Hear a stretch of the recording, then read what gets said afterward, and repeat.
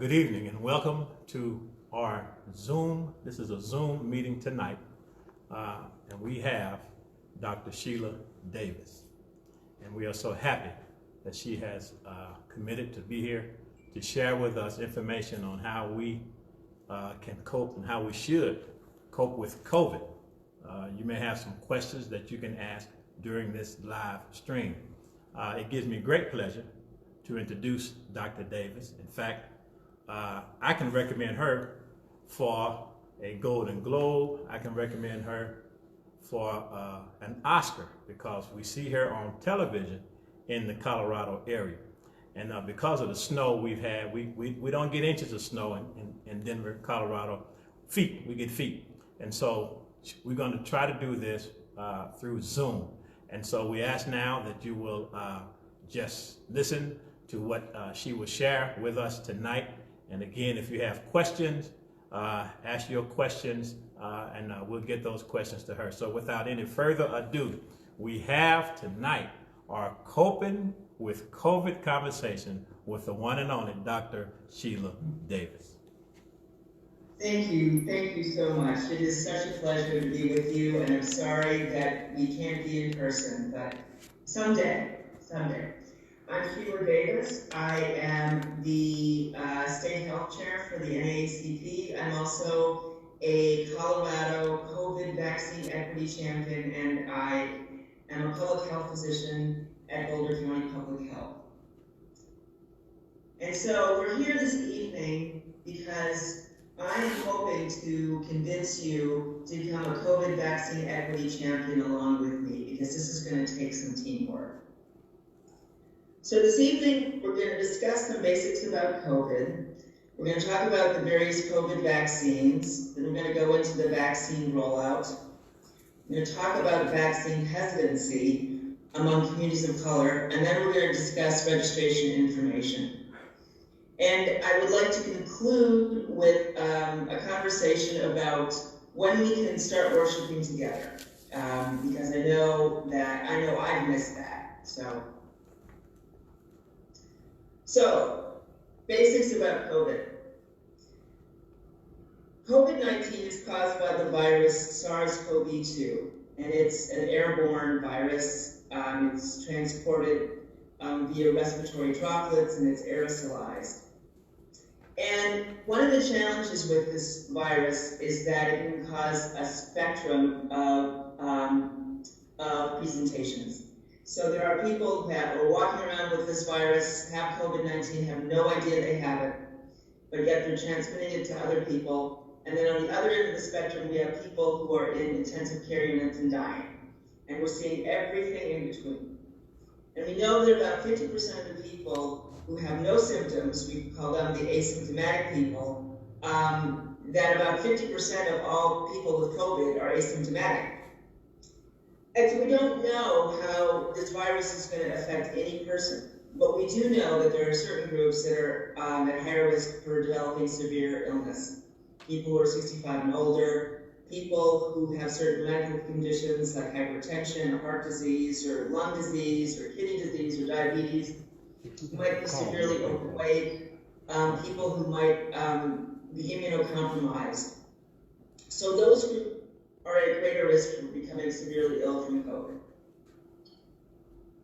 So the best prevention is prevention. The best medicine, I should say, is prevention. That's why I'm in public health. So that's why I've been wearing a mask for over a year. It covers both my nose and mouth. I've been avoiding contact with others. I haven't been going to church, but I have been attending online. I just want you to know that, Pastor. And I have been staying 6 feet away from people.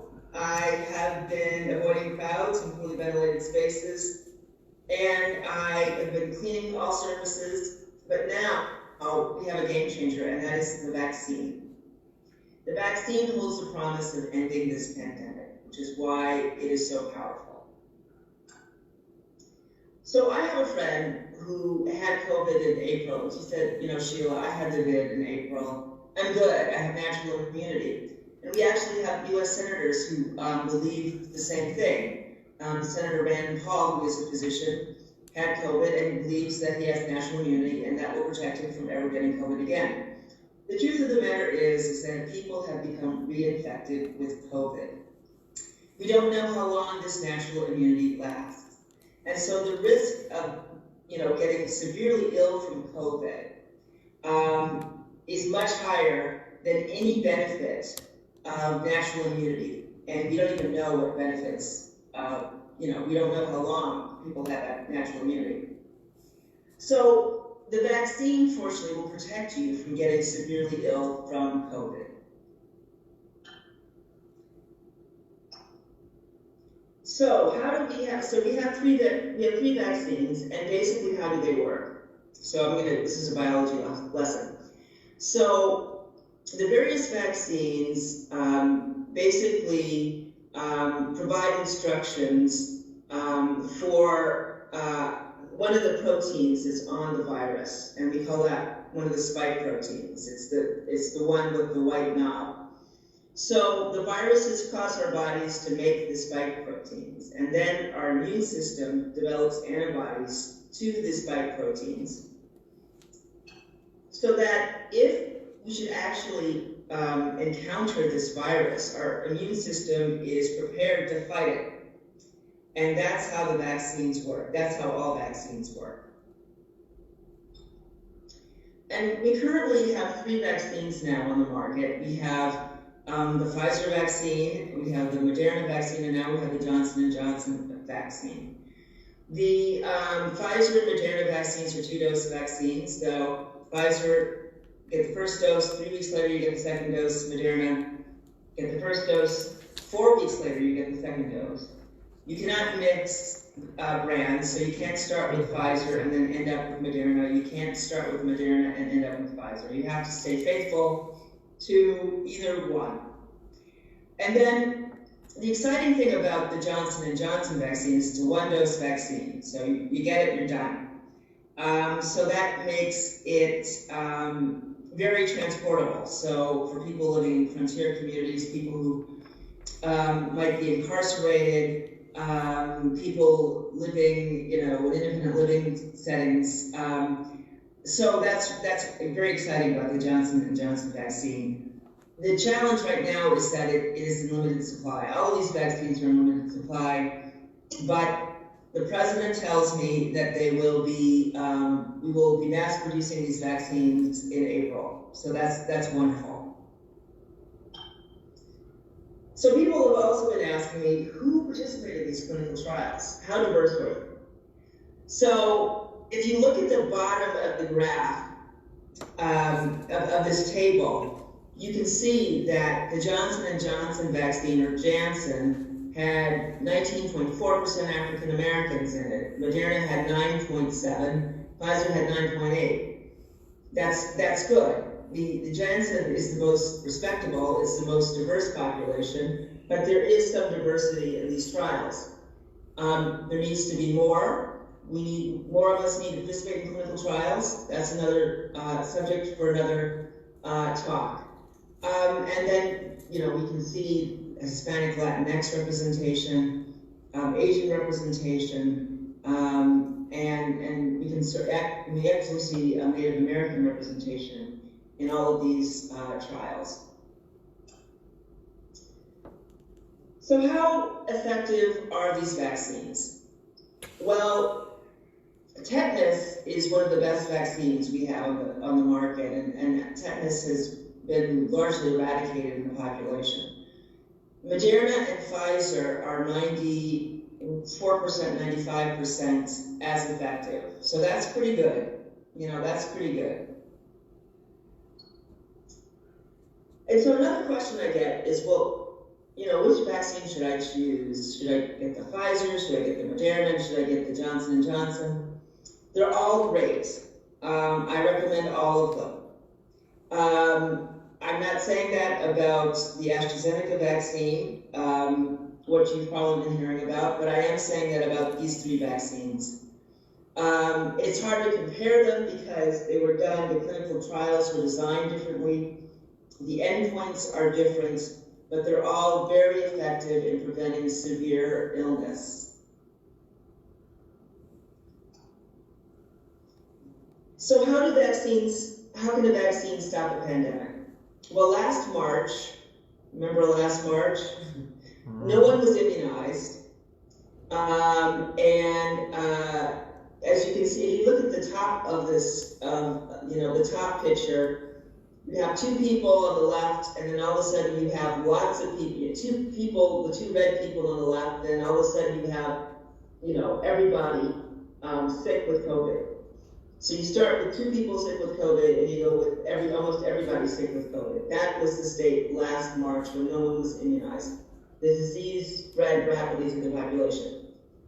Right now we're in a state where, some people have been vaccinated. So the two red people who are sick with COVID, they can't spread it because we have people who are immunized. And then our ideal state is when most of the population, I would say 80% of the population is immunized so that, the two red people that are sick, they can't spread the disease. That's where we want to be. So we can open up our schools, we can open up our businesses. And so since the vaccines have come online, if you look at,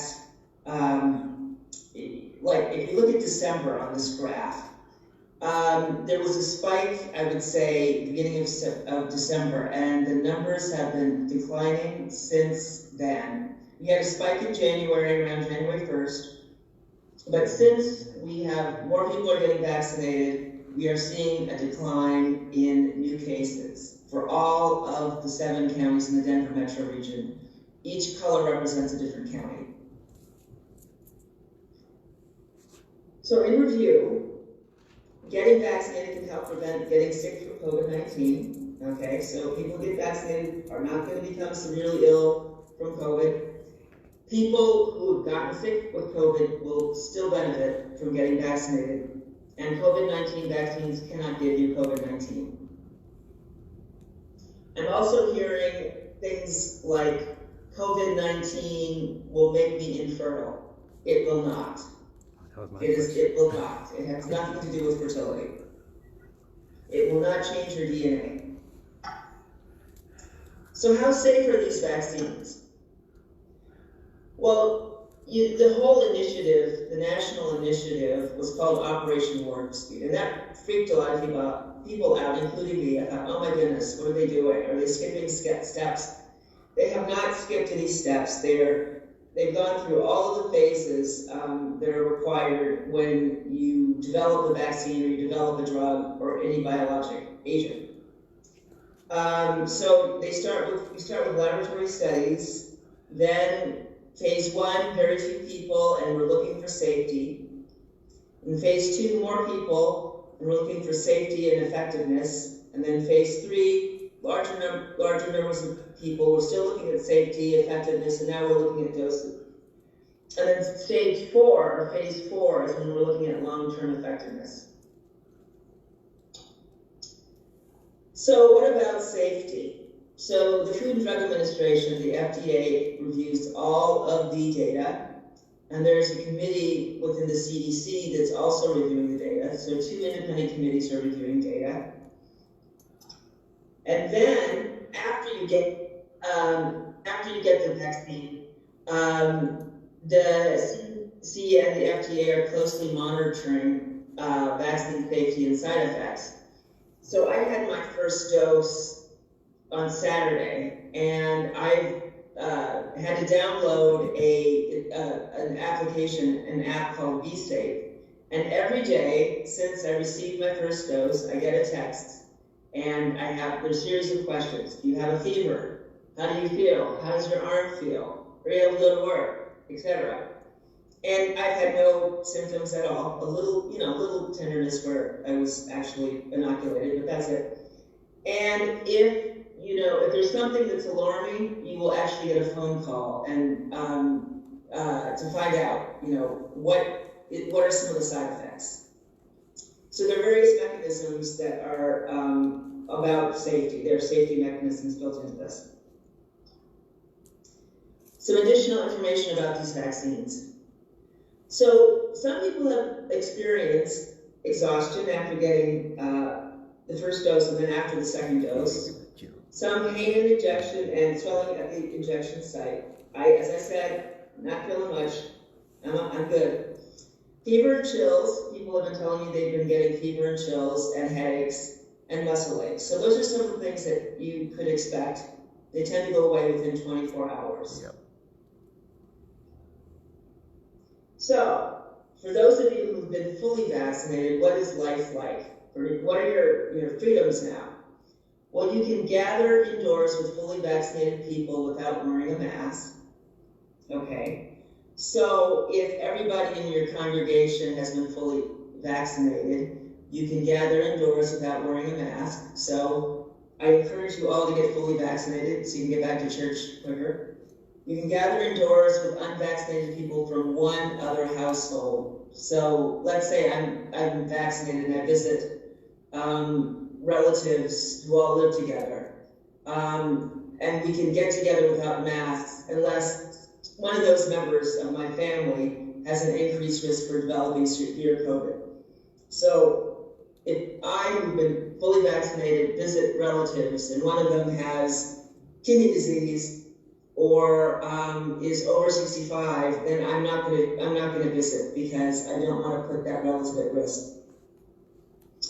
And then finally, if you've been fully vaccinated and if you've been around someone who has COVID-19, you do not need to stay away from others or get tested unless you have symptoms, okay? But if you live in a group setting and you're around someone who's had COVID, you should still stay away from others for 14 days and get tested, even if you don't have symptoms. More guidelines. So, for those of you who've been fully vaccinated, you still should take steps to protect yourselves and others in many situations. Wearing a mask, staying 6 feet apart, washing your hands, avoiding poorly ventilated spaces. And you want to take these precautions when you're in public, gathering with unvaccinated people from more than one household, etc.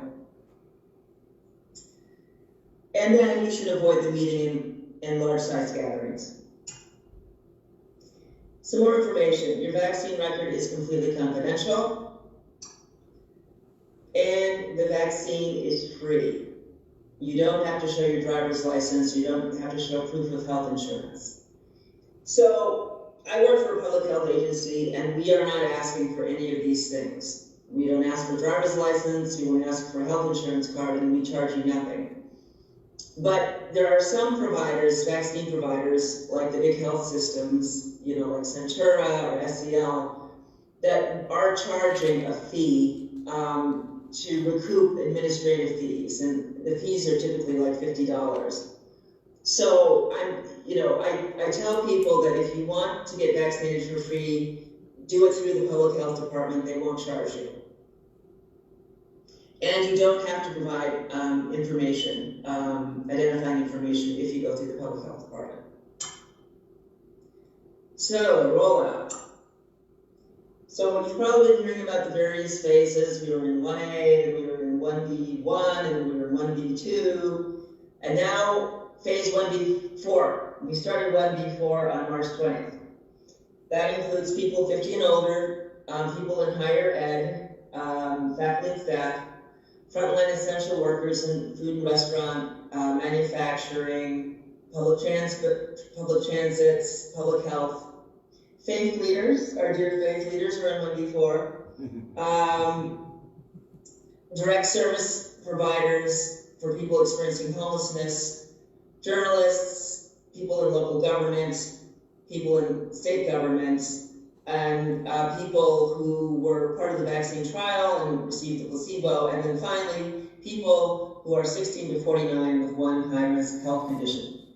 So, if you are a person who's between 16 and 49 and you have one high-risk health condition, and there are a whole list of them, you can get vaccinated, and all you have to do is say, I have this high-risk health condition.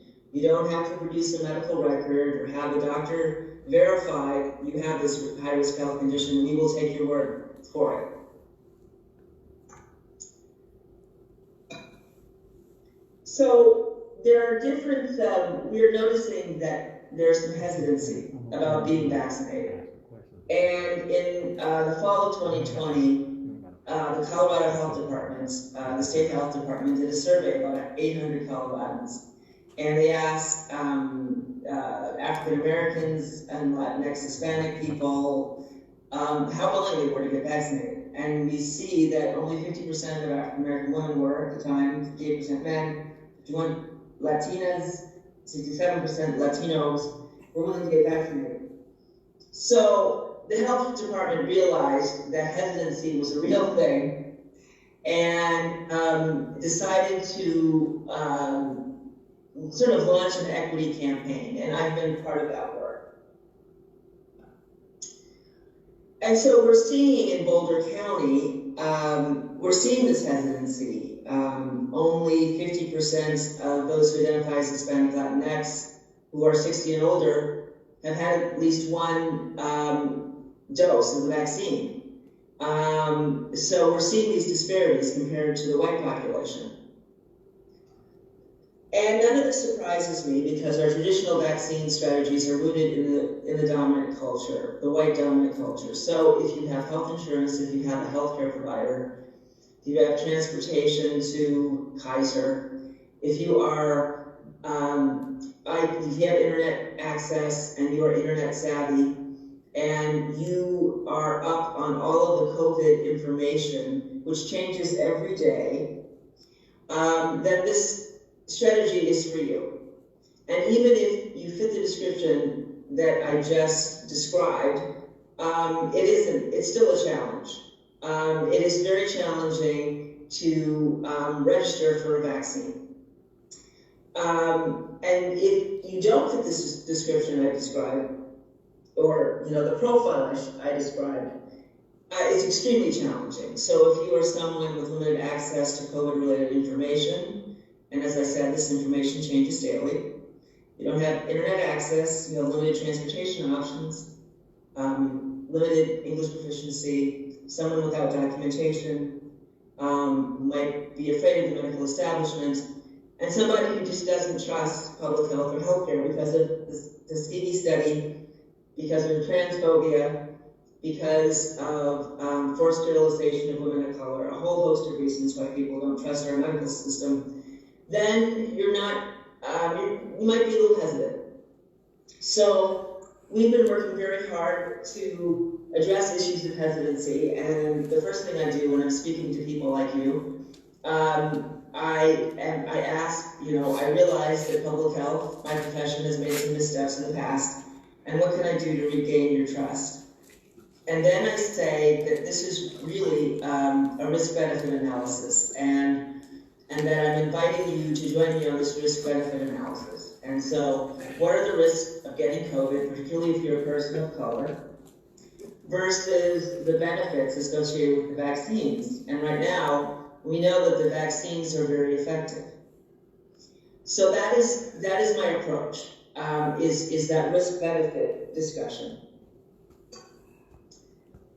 So what we're doing is we're focusing on communities of color, we're focusing on people with limited English proficiency, people who may have low health literacy, people who are members of the LGBTQ plus community, people on the ability spectrum, people who may live in frontier communities. And we are hosting community clinics and mobile clinics that are tailored to our priority populations. So on Saturday, we hosted a clinic in a Hispanic Latinx neighborhood of Longmont, and we made sure that we had bilingual staff throughout the clinic, and that we had sort of community leaders who were part of the clinic, who were greeting people, so that it felt very friendly and very welcoming, versus going to a hospital and no one really knowing your name or caring about you or recognizing who you are. So these are the approaches we're taking to increase vaccine uptake. Registration. So I don't know if you've seen the lines in February and January. I saw there were lines on television of people waiting for, 24 hours to get a vaccine in Florida. Yes, it's been that crazy. Fortunately, it isn't so bad here in Colorado. That's a CDC vaccine website that I encourage you to check out. But to learn more about the vaccines, there's the Colorado Vaccine Call Center. I encourage you to call that. You can also look at the information on the website. And then there's some local information in my county. And I will have to find out what is available in Denver at the local level. So in conclusion, it takes all of us to stop this virus, and it really does. So I would like to entertain any questions that you have right now. And I'm going to stop sharing my screen so that I can see everybody. Let me first of all thank Dr. Davis for such an excellent and full presentation with a lot of great information that we need. Thank you, thank you, thank you so much. People have asked me about getting vaccinated, whether I would do it or not. Yes, I've gotten my first shot already. My wife has gotten both of hers, and I will get my second shot in about a couple of weeks. I would rather get the vaccine rather than get the virus. If I'm going to get one, it's going to be the vaccine. And I do understand the hesitancy of a lot of people, and that's why we're here today. Reverend Michael Davis now, we have some questions that have come in, and we will pose those questions to Dr. Davis, and we will get to as many as we can. All right, we're ready for questions. Thank you, Brother Pastor. Dr. Davis, we have a combination of about 40 people listening to us at the moment. The first question that came across was, after you take the first dose of the vaccine, can you take over-the-counter medicine for a cough, or is there any type of interaction that they got to worry about? That's a great question. I think I'm hearing an echo. Yeah. Is there a way to damp down the echo? Okay. We'll work on that. Okay, thank you. Life on Zoom. So one of the recommendations is that you don't take acetaminophen or Tylenol or ibuprofen, which is Advil, before you get vaccinated the first time or the second time, because they tend to damp down the immune system. After you get your shots, you can take Tylenol or you can take a cough medicine. That's not a problem. But what I'm hearing is that before you take your first dose and second dose, not to take the acetaminophen, not to take the ibuprofen. Alrighty. There was a question to ask, can you expand on the potency of the vaccines? Sure. So that has to do with how effective they are. And there are many ways of defining effectiveness. Some of the clinical trials define effectiveness as not developing any symptoms, okay?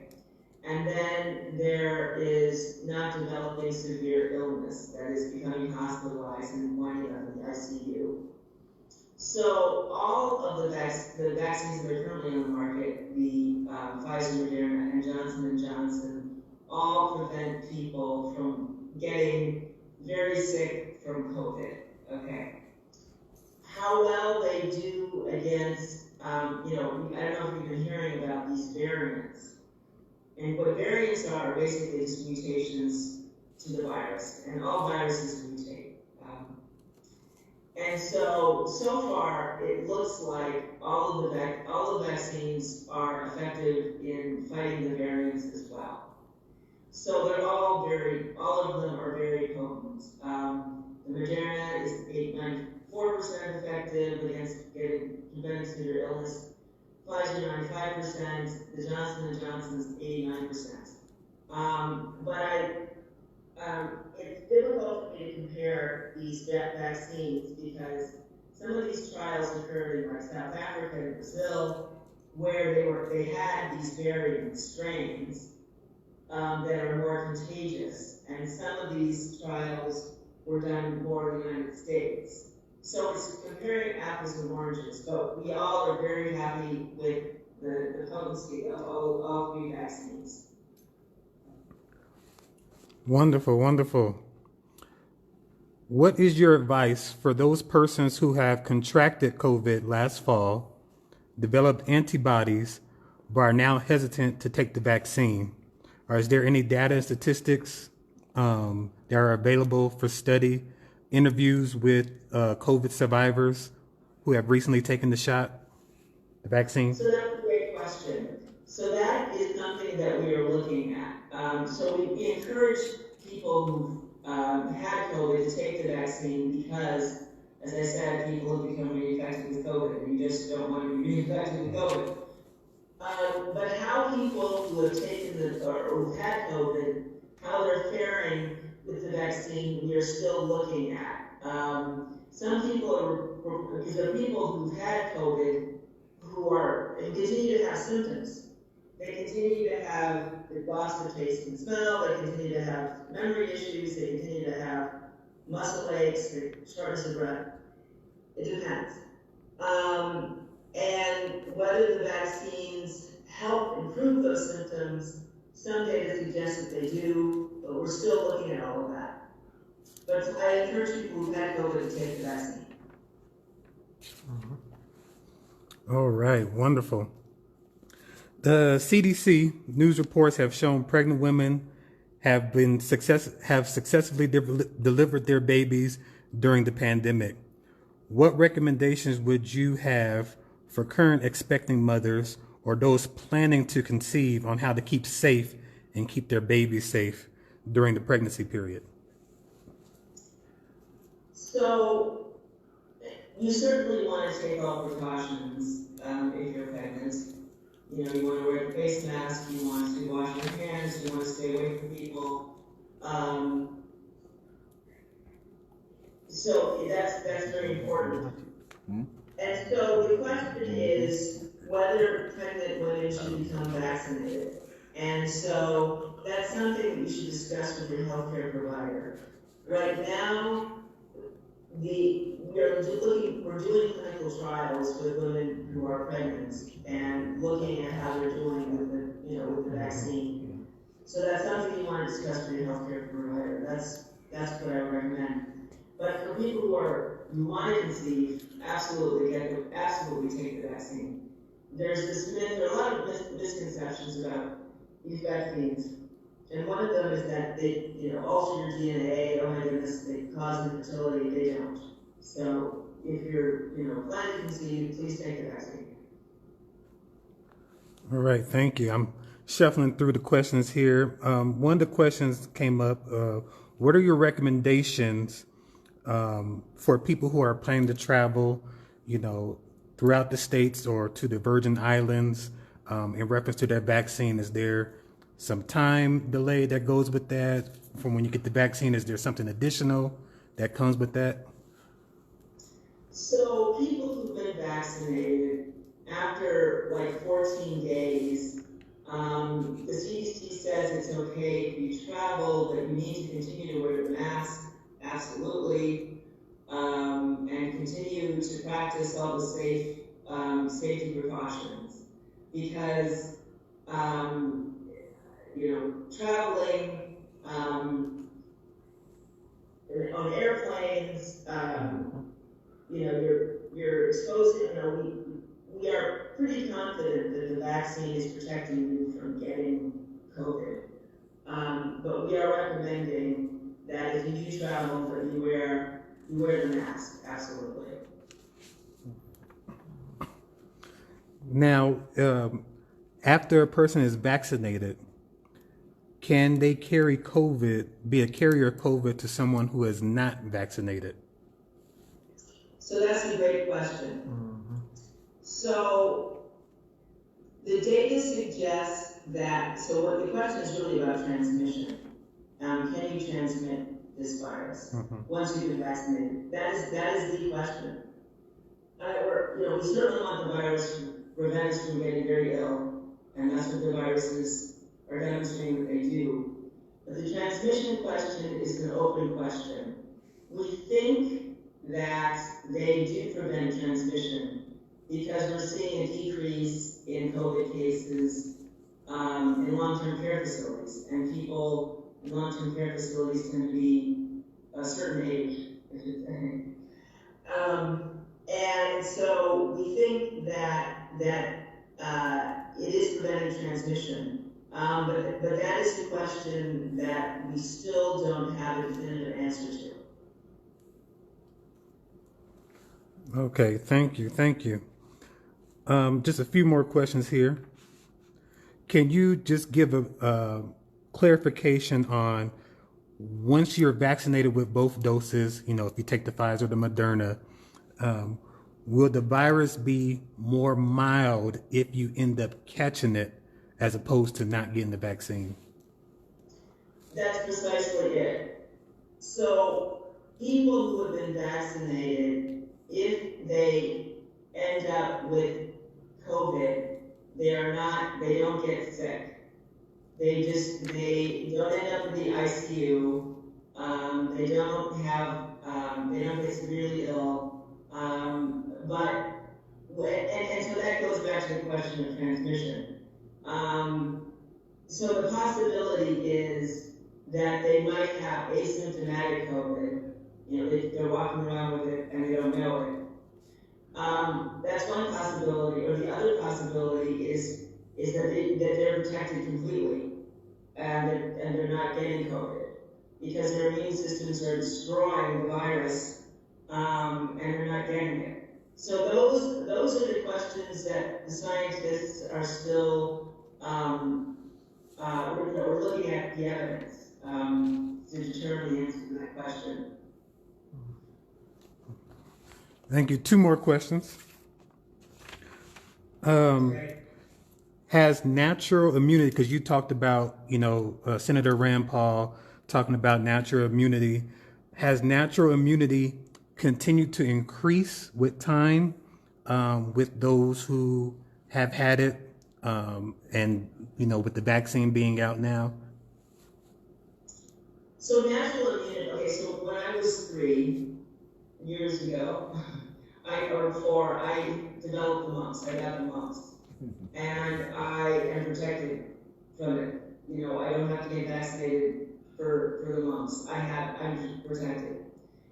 But that doesn't seem to be the case with COVID because people who've had COVID are getting reinfected with COVID. So that suggests that natural immunity really doesn't last very long, and that we think that it might last 3 months, maybe, in some people. We don't know. So when Paul says, well, I had COVID back in whatever, like my friend, in the spring of 2020, I'm good, it's very risky for him to say that because I don't think natural immunity lasts. That's my hypothesis. I don't think it lasts longer than 3 months. This is something that we're still looking at, but natural immunity is nothing you want to bet the farm on with COVID. Okay, thank you. Now, after someone has been vaccinated with both doses, or of course the single dose if it's Johnson & Johnson, how much time will elapse before a person needs to get revaccinated or another vaccination shot? And has that come up in studies or anything? So that's another great question. You're all incredible scientists, and you should all be working for the CDC because you're asking all the really great questions. So what we've seen when we look at the people who've been in clinical trials, and they've been in the trial phase 3 for 9 months, about 9 to 10 months, no one has developed. They're still protected. Okay, the people that have been vaccinated for over 9 months are still protected. They have the antibody titers. So we know that at least this gives you protection for 9 months. Some people think that it might be 3 years. We don't know this yet. We don't know how long the vaccine confers immunity. That's another great question. Like, for instance, for tetanus, it's every 10 years, I do believe. Right. We don't know yet what the vaccine, what kind of immunity, how long the immunity will last with the COVID vaccine. So stay tuned, which is why it's so important for people like me to continue to have these question and answer sessions, because this science is evolving and we are learning the answers to the questions, these great questions, every day. We're learning something new. All right. Amen. Let me first of all thank all of those who tuned in. I think at the last count we had about 150,000 people, or somewhere thereabouts. But thank you for all of those who tuned in. And I certainly want to thank Dr. Davis for this excellent information that she has given us. I certainly pray that God will bless us to use wisdom as we approach this pandemic. It is extremely dangerous, and it is important that we make very good, informed decisions.